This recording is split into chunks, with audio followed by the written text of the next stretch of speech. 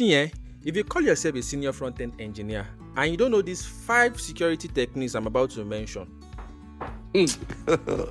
God have mercy upon us. Front-end engineering has moved beyond how good you are with CSS or how good you can interpret a Figma design, because AI will be able to do all these things. Now the question is, how good are you with architecture when it comes to performance or when it comes to security? Let me show you these 5 tips that you have to know if you are a senior engineer. The first technique that you have to know is what we call dynamic nouns. Now, a dynamic nouns is a unique token that is generated on every page load. So for every page load, a token is generated, and its function is to validate how authentic or how credible a script is. So let me walk you through the flow. Your user visits your site. That request hits your server and is intercepted by the middleware. As soon as the request comes in, your middleware generates a secure random value using something like crypto.randombyte.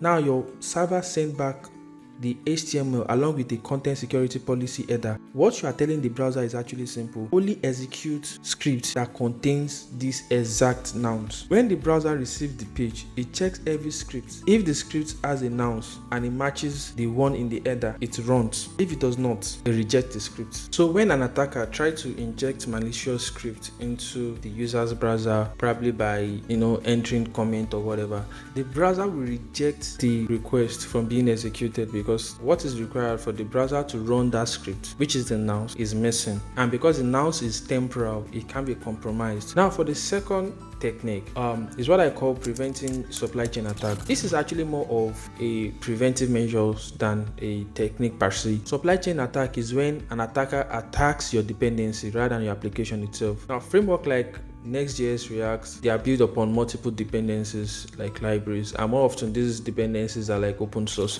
When any of these dependencies are attacked or are compromised and you install them into your application, of course your application is compromised. Now in order to reduce the risk of this happening, you have to, number 1, lock your dependencies, reduce minor version updates from the server. Number 2, use the same version that you are very sure of during development. There's a flag with npm save exact. Now use that flag to prevent silent updates, because silent update can come with malicious version.